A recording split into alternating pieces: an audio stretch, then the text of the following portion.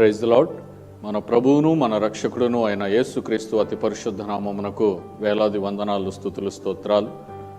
దేవుని ప్రియ సంఘమైన మీ అందరికీ కూడా ప్రభువునందు శుభములు, బెరాక బ్లెస్సింగ్స్, బెరాక ఆశీర్వాదములు అనుదిన క్లుప్త వాక్య ధ్యానములకు మిమ్మల్ని ప్రేమపూర్వకంగా ఆహ్వానిస్తున్నాను.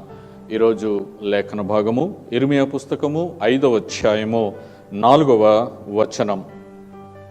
నేను ఇట్లా అనుకొంటిని, వీరు ఎన్నికలేని వారై ఉండి యెహోవా మార్గమును తమ దేవుని న్యాయ విధిని ఎరుగక బుద్ధిహీనులై ఉన్నారు. సహజంగా మనము ఇళ్లల్లో మన పెద్దవారు పిల్లలకి ఏదన్నా పని చెప్పినప్పుడు ఆ పని ఒకవేళ తప్పుగా చేస్తే నీకు బుద్ధి లేదా అని అంటారు. అంటే బుద్ధిహీనమైన పని మనము చేస్తున్నట్టు అర్థం. మనము పెద్దవారమై ఉండి మనం వాళ్ళకి చెబుతున్నప్పుడు వాళ్ళు వినకపోతే, లేకపోతే దాన్ని తప్పుగా చేస్తే, అంటే దానిని సరిగా అర్థం చేసుకొనక చేస్తే బుద్ధి లేదా అని మనము వారిని కోప్పడతాం. ఇప్పుడు దేవుడి దగ్గరకు వచ్చేటప్పటికి బుద్ధిహీనులు అని ఎవరిని అంటున్నారు అని అంటే, ఈ 4వ వచనంలో మీరు ఎన్నిక లేని వారై ఉండి యెహోవా మార్గమును తమ దేవుని న్యాయ విధిని ఎరుగక బుద్ధిహీనులై ఉన్నారు అని అంటున్నాడు. అంటే దేవుని మార్గము అని అంటే దేవుడు ఒక చోటు ఉంటాడు, అక్కడికి వెళ్ళే మార్గము వయా ఈ రూట్లో ఆ రూట్లో వెళ్ళండి అని కాదు. దేవుని మాటలు, దేవుని ఆజ్ఞలు, దేవుని మార్గం. అలాగనే దేవుని న్యాయ విధిని ఎరుగక అంటే దేవుడు ఏం చేయమన్నాడో ఏం చేయకూడదో దేవుని పరిశుద్ధ గ్రంథంలో మనకు సిద్ధపరిచి ఉంచాడు, వ్రాసి ఇచ్చాడు మనకు పరిశుద్ధాత్మ ద్వారా. కాబట్టి దేవుని మార్గమును, యెహోవా మార్గమును, దేవుని న్యాయ విధిని ఎరుగని వారు బుద్ధిహీనులు అని చెప్పి రాయబడుతుంది. కాబట్టి యేసు ప్రభు రక్తము చేత కడగబడి దేవుని బిడ్డలము, క్రైస్తవులము, విశ్వాసులము అని చెప్పుకుంటున్న మనము దేవుని వాక్యమును ఎరుగకపోయి ఉండుట, లేకుంటే ఆయన న్యాయ విధులను ఎరుగక ఉండుట మనము కూడా బుద్ధిహీనులతో సమానమే.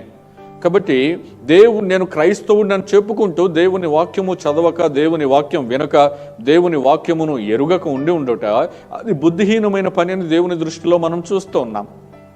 కాబట్టి మొదటి వచనములు అంటాడు, యెరూషలేము వీధులలో అటు ఇటు పరిగెత్తచ్చు చూచి తెలుసుకొనుడి, దాని రాజవీధులలో విచారణ చేయుడి, న్యాయము జరిగించుచు నమ్మకముగా ఉండ యత్నించుచున్న ఒకడు మీకు కనబడిన ఎడల నేను దానిని క్షమించుదును అని అంటున్నాడు.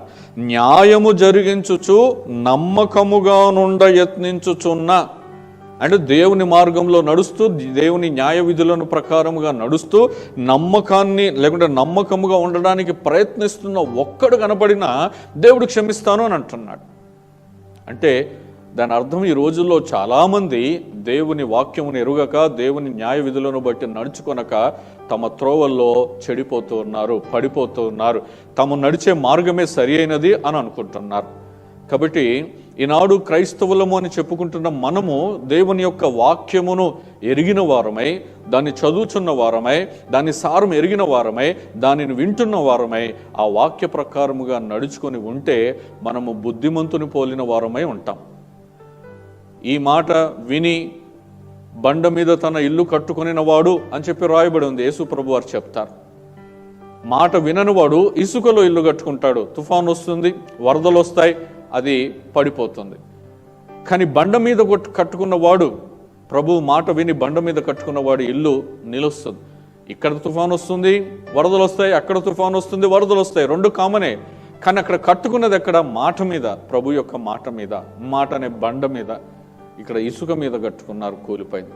కాబట్టి ఎవరు బుద్ధిమంతులు అని అంటే దేవుని వాక్యమును ఎరిగి దేవుని వాక్య ప్రకారము, న్యాయ విధుల ప్రకారము నడుచుకుని వాడే బుద్ధిమంతుడు.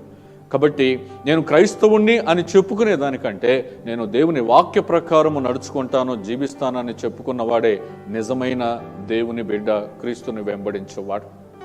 నన్ను పోలి నడుచుకొనుడే అని అంటున్నాడు. కాబట్టి ఆయన ఎలా నడిచాడో మనము కూడా అలాగున వాక్యానుసారముగా, ఆయన ధర్మశాస్త్రానికి విరోధంగా ఏమీ చేయలేదు, మనం దేవుని వాక్యానికి విరోధంగా ఏమీ చేయకూడదు. అప్పుడే మనము ఆశీర్వదించబడతాం, బుద్ధిమంతులముగా ఉంటాం. అటువంటి కృప దేవుడు మనకు దయచేయునుగాక. ఆమేన్. ప్రార్థన. మా ప్రియ పరలోకపు తండ్రి, నీ పరిశుద్ధమైన నామమునకు వేలాది వందనాలు, స్తుతులు, స్తోత్రాలు. ఈ ఉదయకాల సమయంలో నాతో మాతో మీరు మాట్లాడిన ప్రతి మాటను బట్టి నీకు వందనాలు.